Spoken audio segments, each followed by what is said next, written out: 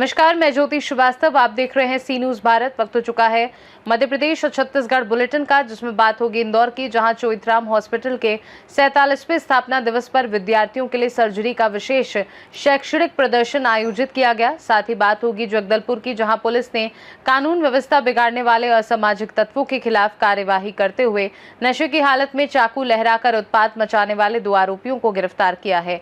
ऐसी तमाम खबरों पर विस्तार से डालेंगे नजर। परासिया के पेन क्षेत्र में वेस्टर्न कोलफील्ड्स लिमिटेड के कामगारों की विभिन्न समस्याओं को लेकर मंगलवार को विधायक एवं इंटक श्रम संघ के अध्यक्ष सोहनलाल वाल्मीकि के नेतृत्व में स्थानीय महाप्रबंधक को ज्ञापन सौंपा गया। इस दौरान इंटक कार्यकर्ताओं ने प्रबंधन के खिलाफ नारेबाजी करते हुए श्रमिकों की समस्याओं के जल्द समाधान की मांग की। ज्ञापन में जर्जर श्रमिकों, आवासों की मरम्मत, स्वच्छ पेयजल की व्यवस्था, कॉलोनियों में साफ सफाई और इंटक पदाधिकारियों के साथ कथित भेदभावपूर्ण रवैये का मुद्दा उठाया। इंटक ने आरोप लगाया कि करोड़ों रुपए के टेंडर जारी होने के बावजूद मरम्मत कार्य गुणवत्तापूर्ण नहीं हो रहे हैं। विधायक सोहनलाल वाल्मीकि ने चेतावनी दी कि यदि जल्द समस्याओं का समाधान नहीं किया गया और प्रबंधन का रवैया नहीं बदला तो इंटक श्रम संघ उग्र आंदोलन करेगा, जिसकी पूरी जिम्मेदारी प्रबंधन की होगी। ज्ञापन सौंपने के दौरान इंटक के पदाधिकारी, कार्यकर्ता और बड़ी संख्या में श्रमिक मौजूद रहे। अभी माननीय महोदय श्री सोहनलाल वाल्मीकि विधायक महोदय अध्यक्ष राष्ट्रीय कोयला खदान मजदूर संघ लिमिटेड रीजनल कार्यालय पेंच क्षेत्र तथा उनके सहयोगी भगवान दीन यादव जी महामंत्री और कैलाश चंद्र यादव कोषाध्यक्ष और उनके साथी जिन्होंने जो अभी ज्ञापन दिया है पेंच कनान क्षेत्र में कार्यरत कामगारों के आवासीय कॉलोनी स्थायी मरम्मत कार्य, सैनिटेशन कार्य एवं आरओ प्लांट की देखरेख के साथ शुद्ध पेयजल की व्यवस्था करने के संदर्भ में वो तथा अभी हाल ही में नेहरिया उप क्षेत्र में आयोजित किए गए टेबल टेनिस एवं बैडमिंटन प्रतियोगिता में जो भी खामियां प्रबंधन की ओर से की गई है जाने अनजाने में, उसके लिए प्रबंधन पेन क्षेत्र की ओर से मैं खेद व्यक्त करता हूँ और आइंदा ऐसी घटनाएं रिपीट न हो उसका पूरा ख्याल रखा जाएगा। और सिविल से रिलेटेड जो जॉब है हम तुरंत हमारे साथी एसओ सिविल एवं उनके अधिकारीगण तथा स्टाफ ये ताबड़तोड़ कार्रवाई चालू करेंगे, ऐसा मैं आश्वासन प्रबंधन की ओर से लेता हूँ। धन्यवाद। इंटक पेंच कनान की ओर से महाप्रबंधक को हम लोग ने एक ज्ञापन सौंपा है सांकेतिक रूप से। इस ज्ञापन में इस बात का उल्लेख है कि हमारे इंटक के मजदूरों के काम पिछले 3 वर्षों से सिविल जो वर्क होता है वो नहीं हो पा रहे हैं मजदूरों के। तो हम लोग ने इस बात को किया कि ठीक है, इंटक आईआर से बाहर एक अलग व्यवस्था है, व्यवस्था की बात अलग है, मगर जो कामगार का जिसका नाम ले रहे हैं वो सिर्फ इंटक का मेंबर नहीं है, वो कंपनी का कामगार भी है और कंपनी के कामगार की रिपेयरिंग करने की जवाबदारी प्रबंधन की है। इसमें भेदभाव की आवश्यकता नहीं होनी चाहिए, मगर जिस तरीके से भेदभाव प्रबंधन कर रहा है, हमारे इंटक के लोगों के सदस्यों के काम सिविल के नहीं करते हैं, दूसरे ट्रेड यूनियन के काम हो रहे हैं, हम कह रहे हैं उनके भी काम हो, मगर हम जो लिस्ट दे रहे हैं, हम जो सूची दे रहे हैं जिनकी आवश्यकता है, आज उनका परिवार कैसे रह रहा। मानसून रिपेयर के काम चालू नहीं हुए, ये मानसून रिपेयर का काम पहले चालू हो जाना था। आज पानी गिर रहा, लोगों की दीवार गिर रही है, लोगों की छत गिर रही है, पानी टपक रहा है, परिवार के लोग यहाँ से वहाँ भटक रहे हैं, किस कमरे से उस कमरे में जा रहे हैं, क्या प्रबंधन को ये सब नहीं दिख रहा। इस तरीके के भेदभाव अनियमितता जो कर रही है, हम लोग ने आज सांकेतिक रूप से चेतावनी दी है प्रबंधन को। यदि हमारी बात को नहीं सुनी गई, नहीं समझी गई और हमारे लोगों का सही समय पे सिविल वर्क नहीं किया गया तो निश्चित रूप से ये आंदोलन खदानों पे उतरेगा और फिर हमको लगेगा कि हमारी बात नहीं सुनी जा रही। तो इसमें बहुत सारे प्रबंधन के लोग गलत अनियमितताएं काम करते हैं, तो फिर हमको सीबीआई भी हो, विजिलेंस हो, ईडी हो, जो हो, फिर हम वहाँ लिखा पढ़ी करेंगे और एक एक चीज उखाड़ के देंगे। फिर प्रबंधन चला ले माइन को, चला ले एरिया को कैसे चलाता है। साथ ही साथ स्पोर्ट्स में जो गतिविधियां चलती हैं उसमें किसी प्रकार का भेदभाव नहीं होना चाहिए। कल्याणकारी जो योजना होती है उन कल्याणकारी योजना में सबका समावेश उसके अंदर में होना चाहिए, परंतु मैनेजमेंट भी उस तरीके से अपना रुख अपनाया हुआ है कि हमारे इंटक के जो लोग होते हैं, जो सम्मानित लोग हैं, उनको वहां आमंत्रित नहीं किया जाता, उनका पार्टिसिपेशन नहीं हो पाता। उनको जब जाते हैं कि टूर्नामेंट में तो उनको सम्मान नहीं दिया जाता, उनके साथ भेदभाव किया जाता। तो निश्चित रूप से इन सब चीज़ का विरोध है और इसके बाद प्रबंधन समझेगा, नहीं समझ पाएगी तो हमारा रुख इंटक का दूसरा होगा, जिसकी जवाबदारी प्रबंधन की होगी। परासिया से सी न्यूज संवाददाता ललित तिवारी की रिपोर्ट। इंदौर के Choithram hospital and research centre के 47वें स्थापना दिवस पर कक्षा 11वीं 12वीं के 117 विद्यार्थियों के लिए लाइव कॉकलियर इम्प्लांट सर्जरी का शैक्षणिक प्रदर्शन आयोजित किया गया। कार्यक्रम का उद्देश्य छात्रों को आधुनिक चिकित्सा तकनीक, श्रवण पुनर्वास और ईएनटी सर्जरी से परिचित कराना था। विशेषज्ञ डॉक्टरों ने कॉकलियर इम्प्लांट सर्जरी की प्रक्रिया और पुनर्वास की जानकारी दी, जबकि ऑपरेशन थिएटर से लाइव सर्जरी का प्रसारण भी दिखाया गया। अंत में आयोजित प्रश्नोत्तरी में उत्कृष्ट प्रदर्शन करने वाले छात्रों और विद्यालयों को सम्मानित किया गया। जी सर, बताएं चोइथराम हॉस्पिटल को लेकर जो एनिवर्सरी मनाई जाती है, वो कौन सी है और कितनी तारीख को मनाई जाती है? ये चोइथराम अस्पताल की 47वीं वर्षगांठ है, सेलिब्रेशन कर रहे हैं हम लोग। इस हर साल गत 25 साल से ज़्यादा हो गए जिसमें हम लोग लाइव सर्जरी का टेलीकास्ट करते हैं। 16 जुलाई को हॉस्पिटल एनिवर्सरी है और 16 जुलाई के उपलक्ष्य में एक वीक हम लोग सेलिब्रेशन करते हैं इसका। उसमें जितने भी स्कूल्स हैं हमारे इंदौर शहर में और वहाँ के बायोलॉजी स्टूडेंट्स 11वीं 12वीं के बच्चों को बुला के हमारे सर्जन्स हमारे ऑपरेशन थिएटर्स में लाइव सर्जरी डिमॉन्स्ट्रेट करते हैं। हमारी सर्जन्स की टीम जो है वो ओटी में रहती है और बाकी टीम वहाँ पर ऑडिटोरियम में रहती है और वहाँ पे सर्जरी परफॉर्म करते हुए उनको डिटेलिंग की जाती है कि क्या सर्जरी हो रही है। जैसे कि कल जो है 13 तारीख को 15 तारीख को कल होने वाली सर्जरी जो है वो आज जो कॉकलियर इम्प्लांट सर्जरी होने वाली है और जिसको हमारे डॉक्टर समीर निवेस्कर साहब, अभिक सिकदर साहब और उनकी टीम ऋचा अग्रवाल, निकिता यादव, सभी ईएनटी स्पेशलिस्ट जो अभिक सिकदर जी, इन्होंने परफॉर्म की और उसको लाइव टेलीकास्ट दिखाया गया। उसके पहले हमारे यहाँ किडनी ट्रांसप्लांट डॉक्टर जय कृपलानी जी, डॉक्टर नेहा अग्रवाल, डॉक्टर सुशील भाटिया साहब, इन्होंने करके बच्चों को मोटिवेट किया और ताकि हमारे जो फ्यूचर जनरेशन है उसमें लोग बच्चे मोटिवेट हो सकें टू बिकम ए डॉक्टर। और वो काफ़ी ऐसे बच्चे हैं जिन्होंने आज से 25-30 साल पहले लाइव सर्जरी देखी और आज हमारे अस्पताल में वो कंसल्टेंट के रूप में काम कर रहे हैं। समय समय पर चोइथराम हॉस्पिटल भी काफ़ी जटिल सर्जरी करता है, कई जटिल ऑपरेशन किए हैं सफल, जो मतलब एक मील का पत्थर साबित होता है। हाँ, ऐसी सर्जरी की है जिसमें अभी हमारे पास में चोइथराम अस्पताल में इंटरनेशनल पेशेंट्स काफ़ी आ रहे हैं और इंटरनेशनल पेशेंट्स में हमने एक तजाकिस्तान की पेशेंट्स का एक ऑपरेशन किया था। वो काफ़ी जटिल ऑपरेशन था, उसके लंग में इंटरनेशनल पेशेंट होने के कारण काफ़ी हमारे को फार्मेलिटीज़ पूरी करना पड़ी और फार्मेलिटीज़ को पूरा करने के बाद में हमने एक सर्जरी परफॉर्म की जो उसके लंग के ऊपरी हिस्से में, क्योंकि लंग के 4 हिस्से होते हैं, लेफ़्ट लोब में 2 लोब होते हैं, upper lobe and lower lobe, और राइट साइड 3 लोब होते हैं। तो लेफ़्ट लोब में जो ऊपर वाला लोब था जहाँ उसका कनेक्टिविटी थी, उसी कनेक्टिविटी के ऊपर ही उसको काफ़ी बड़ा लम्प था। तो पहले हमारी सर्जन्स टीम ने पूरा, डॉक्टर संदीप राठौर साहब ने पूरा लंग बाहर निकाला। उसके बाद में उस लम्प को निकालने के बाद अपर लोब निकाल के उसको लोअर लोब से जोड़ दिया, जो कि काफ़ी जटिल सर्जरी थी। और जटिल सर्जरी करने के बाद में 5th day patient was recovered and he started dancing. Hospital में काफ़ी लग्जरी मतलब एक देखा जाए रूम्स भी बनाए गए हैं। अच्छा, अभी काफ़ी बेहतरीन रूम्स बनाए गए हैं जिसकी सब लोग तारीफ़ कर रहे हैं। इंदौर शहर काफ़ी अप्रिशिएट कर रहा है। कॉरपोरेट सेक्टर काफ़ी luxury, even better than 5 star hotel sir. आप देखेंगे तो काफ़ी अच्छे स्तर पर इंटरनेशनल पेशेंट्स भी काफ़ी इंटरनेशनल रूम्स की, लग्जरी रूम्स की तारीफ़ कर रहा है और ये वाकई चोइथराम के लिए नया अचीवमेंट है। Your good name please. मैं Anil Kumar Lakhwani, deputy director Choithram hospital. Indore से सीनू संवाददाता एमएल शाह की रिपोर्ट। इंदौर में नीट पेपर लीक सहित छात्रों की 23 सूत्रीय मांगों को लेकर 14 दिनों से चल रहा धरना बड़े आंदोलन में बदल गया है।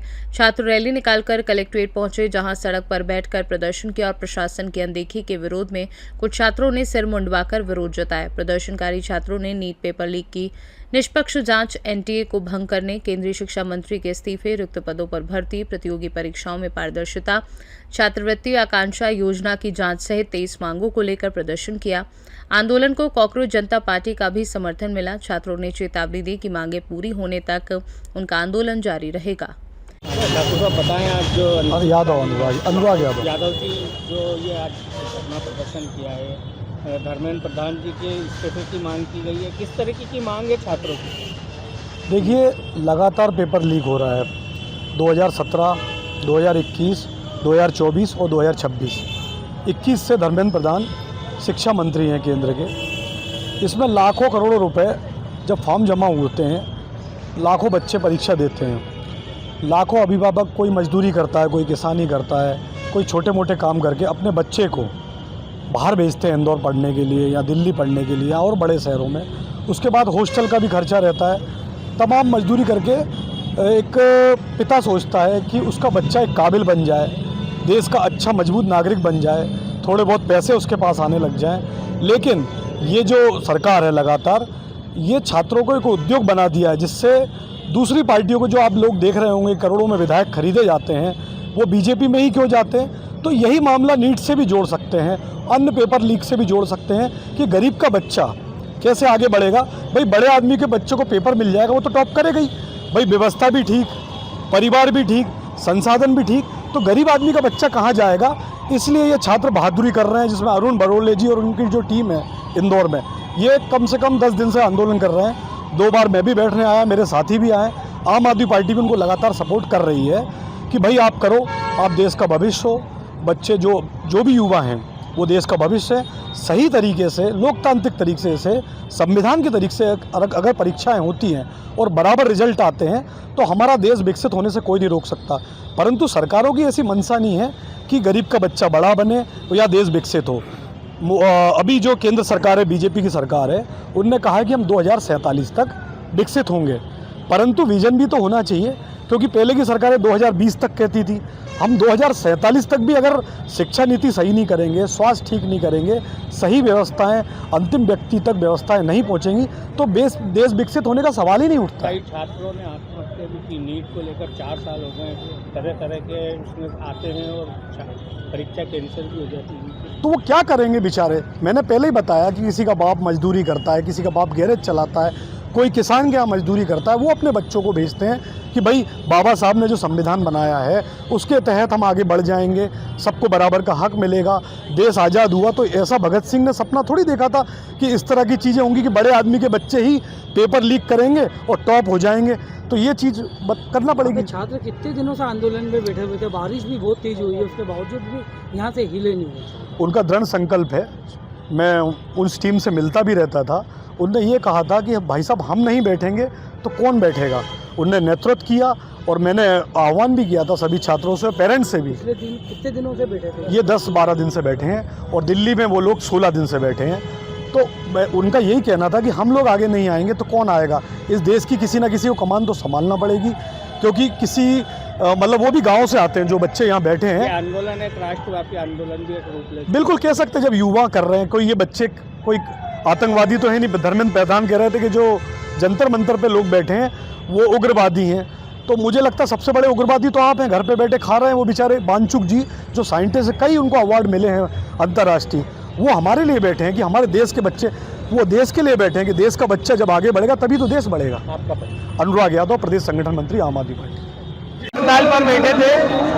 उनका मकसद ये था कि केंद्र शासन जो 21 बच्चों की मौत पर चुप्पी ताने हुई है, उनको जागरूक करना और इंदौर की जनता और मध्य प्रदेश की जनता को बताना कि किस तरह केंद्र शासन तकियानुसी हो रही है। उनको बच्चों की 21 मौतों से फर्क नहीं पड़ रहा है। साथ ही साथ दूसरी जो ये बच्चियां हैं, ये हमारा कल का भविष्य है, ये डॉक्टर बनेंगी।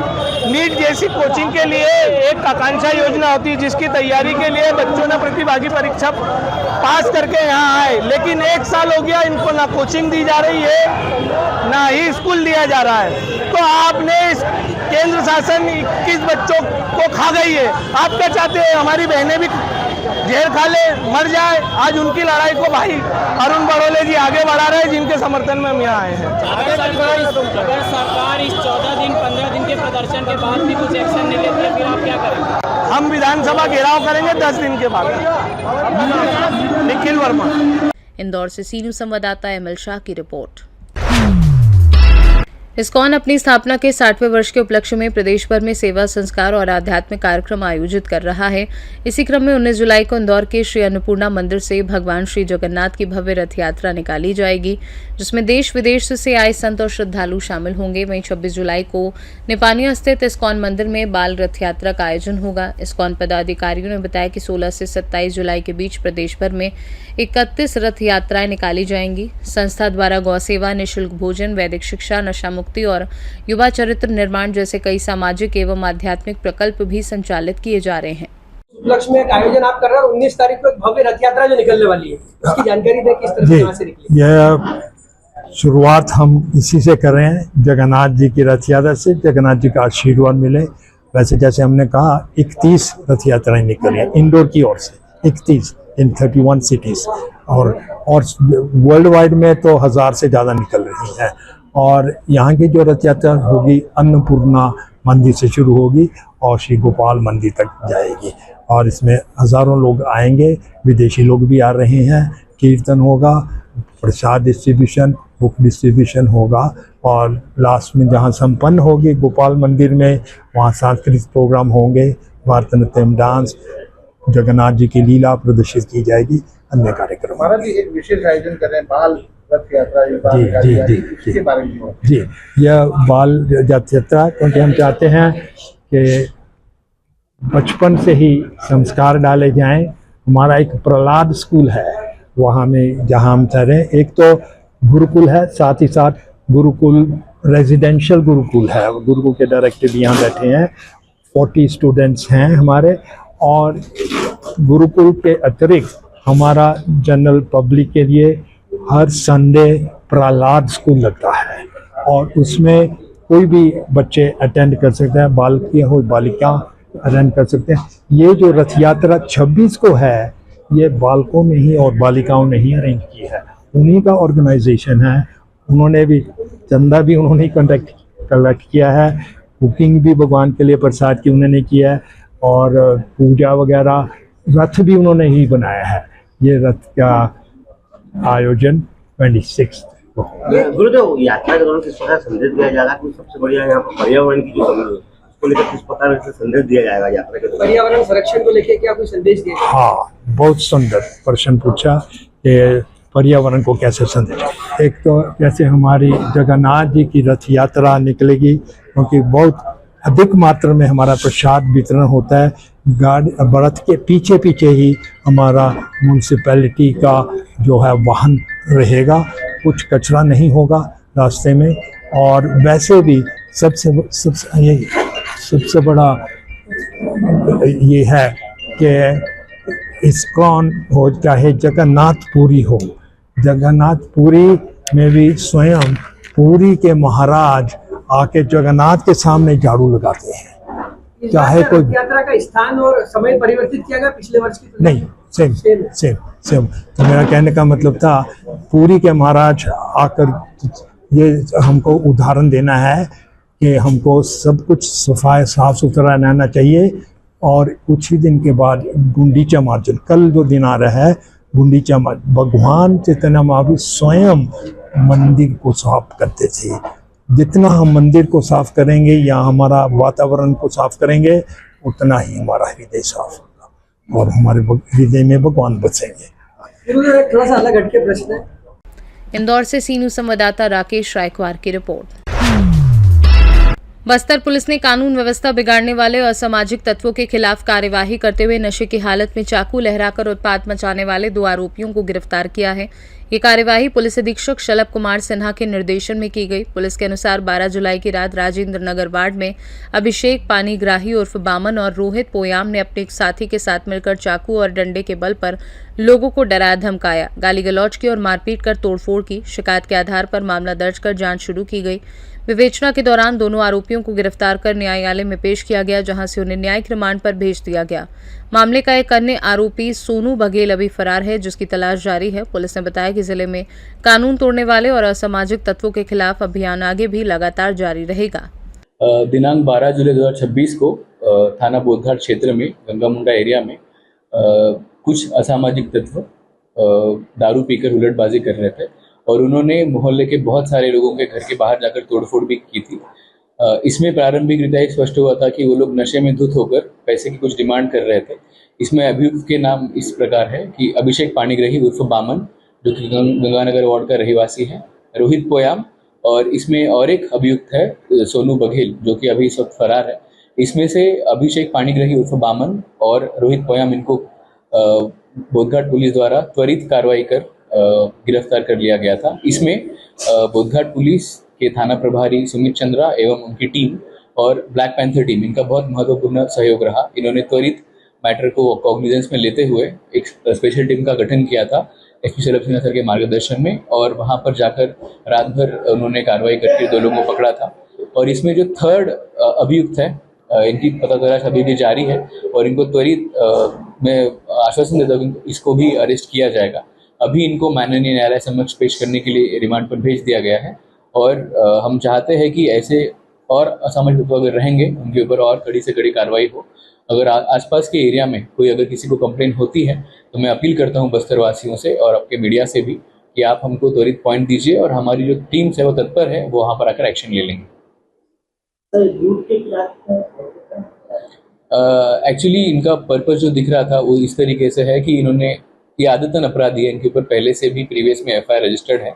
दारू पीने के बाद कुछ पैसे की डिमांड इन्होंने करी थी, लेकिन इनका इंटेंशन लूट का नहीं था, लेकिन एक असामाजिक एक कलह निर्माण करना, इस तरीके से एक पैसे की डिमांड को लेकर इन्होंने किया था। और क्योंकि इन्होंने धारदार चाकू भी दिखाया था और कुछ लकड़ियां लेकर भी तोड़फोड़ कर रहे थे, तो इसको कानून में ध्यान में रखते हुए धारा 25-27 आर्म्स एक्ट की, इसके अलावा गाली गलौज करने की वजह से सेक्शन 296 इसके तहत भी इनके ऊपर कार्रवाई की गई है। जगदलपुर से सीनू संवाददाता सैयद गौस की रिपोर्ट। मध्य प्रदेश विद्युत मंडल के पवई में पदस्थ कनिष्ठ अभियंता सतीश कुमार सैनी के जतारा स्थानांतरण पर उनके सम्मान में भव्य विदाई समारोह आयोजित किया गया। कार्यक्रम में विभागीय अधिकारियों, कर्मचारियों, जनप्रतिनिधियों, पत्रकारों और नगर के गणमान्य नागरिकों ने उन्हें भावभीनी विदाई देते हुए उज्जवल भविष्य की शुभकामनाएं दी। समारोह में वक्ताओं ने कहा कि सतीश कुमार सैनी ने अपने कार्यकाल में विद्युत व्यवस्था को बेहतर बनाने, उपभोक्ताओं की समस्याओं का त्वरित समाधान करने और अपने सरल एवं मिलनसार व्यवहार से लोगों के बीच विशेष पहचान बनाई। समारोह के अंत में उन्हें शाल, श्रीफल और स्मृति चिन्ह भेंट कर सम्मानित किया गया तथा भावुक माहौल में विदाई दी गई। आज मैं पवई से जतारा के लिए विदाई समारोह का आयोजन किया गया था मेरे लिए। यहाँ पे करीब मैंने 2 वर्ष तक ले लगभग 200 वर्ष तक ले काम किया है। अब कार्यकाल का तो आप लोग आपके बिना आसान नहीं था। यहाँ पे बहुत सारी यहाँ समस्या थी पहले आती, लेकिन इसमें हमारे स्टाफ के साथ साथ हमारे जितने भी वरिष्ठ अधिकारीगण, उनके मार्गदर्शन में और जनता जनार्दन के सहयोग, पत्रकार महोदय के सहयोग, प्रशासनिक स्तर का सहयोग, सभी के कोऑर्डिनेशन से लेके काम बढ़िया रहा। और मैं अपने मुंह से वर्णन करना सही नहीं होगा। बाकी मैंने कोशिश किया कि मैं पारदर्शिता रूप से, ईमानदारी से, कर्तव्यनिष्ठ से अपना काम कर सकूं। यही मैं कहना चाहता हूं। जिस तरह के कर्मचारी यहाँ के लोग मांग कर रहे हैं आपसे प्यार करते हुए कि आप यहाँ पुनः आए, उस बारे में क्या कहना चाहते हैं? इस बारे में यही कहना चाहेंगे, पृथ्वी गोल है, अब कहीं न कहीं मुलाकात होगी दोबारा। अब हो सकता है कि मैं वरिष्ठ अधिकारी बन के आऊँ दोबारा। पवई से सीनू संवाददाता सुरेश संगम द्विवेदी की रिपोर्ट। उज्जैन माधवनगर स्थित शासकीय उत्कृष्ट उच्चतर माध्यमिक विद्यालय में शिक्षक से मारपीट और महिला शिक्षिकाओं से अभद्रता का मामला सामने आया है। आरोप है कि एक छात्र ने बाहरी युवकों को बुलाकर स्कूल परिसर में हंगामा किया, कक्षाओं में घुसकर छात्रों को बाहर निकाला और विरोध करने पर शिक्षकों से बदसलूकी की। घटना के बाद विद्यालय के शिक्षक शिक्षिकाओं ने जिला शिक्षा अधिकारी को ज्ञापन सौंपकर विद्यालय की सुरक्षा व्यवस्था मजबूत करने, बाहरी लोगों के प्रवेश पर रोक लगाने और दोषी छात्र के खिलाफ कड़ी कार्यवाही की मांग की। शिक्षकों का कहना है कि विद्यालय में लगभग 2000 छात्र छात्राएं और बड़ी संख्या में महिला शिक्षिकाएं हैं। ऐसे में इस तरह की घटनाएं उनकी सुरक्षा पर गंभीर सवाल खड़े करती हैं। जिला शिक्षा अधिकारी ने मामले की जांच का आश्वासन दिया है। फिलहाल पूरे मामले को लेकर प्रशासन की कार्यवाही का इंतजार किया जा रहा है। उज्जैन से सी न्यूज़ संवाददाता सुरेश जाटवा की रिपोर्ट। उज्जैन भाटपचलाना थाना पुलिस ने पशु चोरी और अवैध शराब तस्करी के मामले में बड़ी कार्यवाही करते हुए 2 आरोपियों को गिरफ्तार किया है। पुलिस ने उनके कब्जे से करीब 2.5 लाख रुपए कीमत की चोरी की गई 2 मुर्रा भैंसें, 70 लीटर अवैध जहरीली शराब और एक महिंद्रा लोडिंग वाहन जब्त किया है। थाना प्रभारी सत्येंद्र चौधरी के नेतृत्व में की गई इस कार्यवाही में प्रारंभिक जांच के दौरान खुलासा हुआ कि आरोपी पशु चोरी के साथ साथ अवैध शराब की तस्करी में शामिल थे। पुलिस ने दोनों आरोपियों को न्यायालय में पेश कर जेल भेज दिया। वहीं मामले की आगे की जांच जारी है। सर, भाटपचलाना पुलिस ने पशु चोरी व शराब तस्कर पकड़े हैं, इसका पूरा मामला क्या है?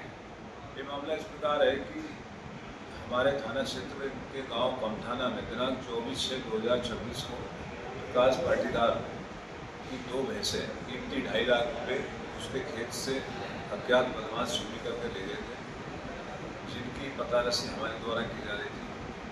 इस पर कल दिनांक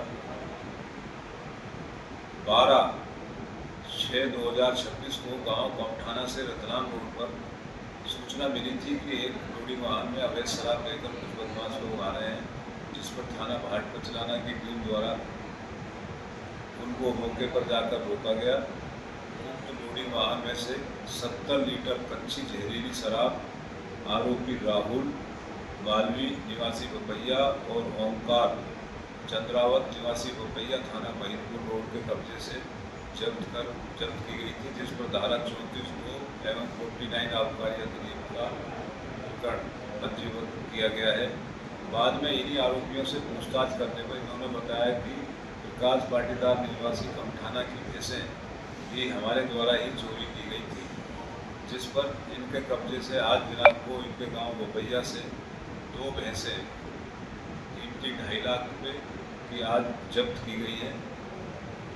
कुल मिलाकर इनके कब्जे से 70 लीटर अवैध शराब, 2 भैंस, 1 लोडिंग वाहन, कुल कीमती 7.5 लाख रुपये का मसूदा जब्त किया गया है। आरोपियों को आज न्यायालय पेश किया जाएगा, जहां से अन्य प्रकरणों में भी इनके द्वारा चोरी करने के संबंध में पूछताछ की जाएगी। उज्जैन से सी न्यूज़ संवाददाता सुरेश जाटवा की रिपोर्ट। उज्जैन के रामघाट पर नगर निगम और पुलिस द्वारा शिप्रा आरती में उपयोग होने वाली सामग्री जब्त किए जाने के विरोध में श्री क्षेत्र पांडा समिति ने प्रदर्शन किया। समिति ने आरोप लगाया कि इस कार्यवाही से वर्षों पुरानी शिप्रा आरती की परंपरा प्रभावित हो रही है। महाकाल शिप्रा आरती के संस्थापक पंडित आनंद जोशी लोटावाला ने कहा कि पंडित पुजारी हमेशा प्रशासन का सहयोग करते आए हैं और आगे भी करेंगे, लेकिन बिना स्पष्ट जानकारी दिए आरती की सामग्री जब्त करना उचित नहीं है। उन्होंने बताया कि श्रद्धालुओं को नदी में सामग्री न डालने के लिए उपयोग किए जाने वाला माइक भी जब्त कर लिया गया। पांडा समिति ने प्रशासन से मांग की है कि आरती सामग्री जब्त करने की कार्यवाही तत्काल रोकी जाए और प्रशासन व पंडित पुजारियों के बीच संवाद स्थापित कर शिप्रा आरती को पूर्ववत संचालित होने दिया जाए।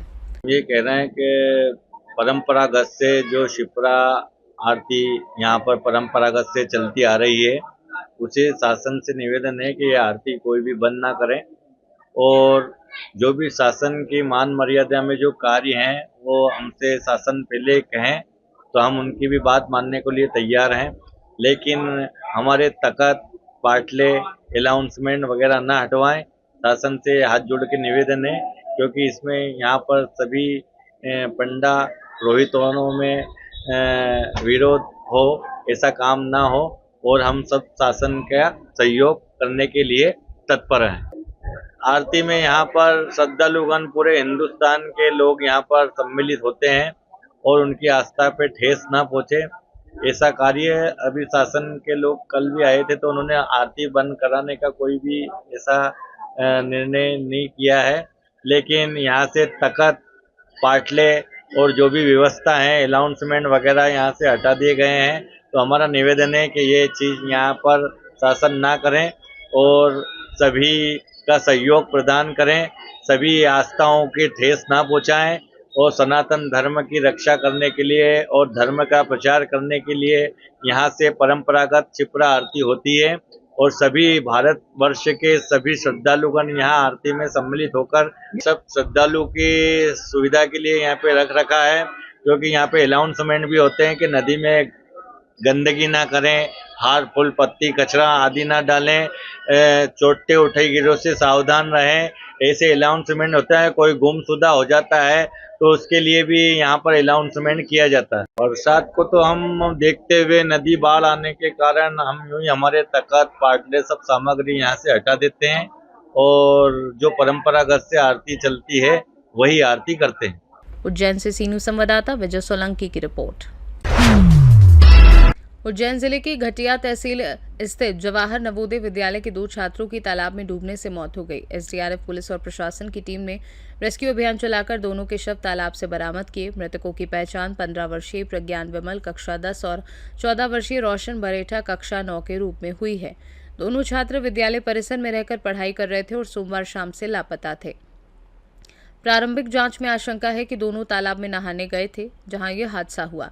घटना के बाद विद्यालय की सुरक्षा व्यवस्था पर भी सवाल उठ रहे हैं। पुलिस ने शवों को पोस्टमार्टम के लिए भेजकर मामले की जांच शुरू कर दी है। क्या है पूरा मामला, थोड़ा सा बताएं। कल शाम से 2 बच्चे गायब हुए थे नवोदय विद्यालय के, और बच्चों के जो परिजन है वो विद्यालय परिसर में ही रहते थे। कल शाम को 5 बजे गायब हुए थे। थाने को सूचना दे दी थी। आज सुबह 14/7 को जब विद्यालय के समीप में तालाब है वहाँ खोजबीन करी तो प्रज्ञान की सुबह शव बरामद हुआ था वहाँ से, और अभी लगभग 11:30 बजे के आसपास दूसरा शव भी बरामद हो गया है रोशन का, जिसकी उम्र 14 वर्ष है। कौन कौन सी टीम लगी थी सर इसमें? एसडीआरएफ टीम लगी थी, हमारा पुलिस अमला लगा था, राजस्व अमला लगा हुआ था और स्थानीय लोगों की भी इसमें भूमिका रही है। उज्जैन से सी न्यूज़ संवाददाता विजय सोलंकी की रिपोर्ट। मध्य प्रदेश और छत्तीसगढ़ बुलेटिन में फिलहाल के लिए इतना ही। बने रहिए सी न्यूज़ भारत के साथ, हर खबर आपके साथ, आपके हाथ। श्री मंगलनाथ मंदिर उज्जैन, परम पूज्य बाबा अमर भारती जी के सानिध्य में वैदिक एवं तांत्रिक परंपरा के अनुसार हवन, पूजन एवं अनुष्ठान। यदि आप जीवन की विभिन्न समस्याओं के समाधान हेतु धार्मिक अनुष्ठान कराना चाहते हैं तो मंगलनाथ मंदिर में श्रद्धा पूर्वक संपर्क करें। विशेष अनुष्ठान, शत्रु शांति एवं रक्षा हेतु पूजन, व्यापार उन्नति हेतु हवन पूजन, भूमि एवं संपत्ति संबंधी मामलों की मंगल कामना हेतु अनुष्ठान, गृह कलह एवं पारिवारिक सुख शांति हेतु पूजन, अन्य धार्मिक एवं वैदिक अनुष्ठान। विशेष सुविधा, देश विदेश में रहने वाले श्रद्धालु नाम एवं गोत्र के माध्यम से भी पूजन अनुष्ठान संपन्न करा सकते हैं। संपर्क करें परम पूज्य बाबा अमर भारती जी। मोबाइल 92325 85669। पता श्री मंगलनाथ मंदिर, बाबा महाकाल की नगरी, अवंतिका क्षेत्र, उज्जैन, मध्य प्रदेश। हर हर महादेव, जय श्री मंगलनाथ।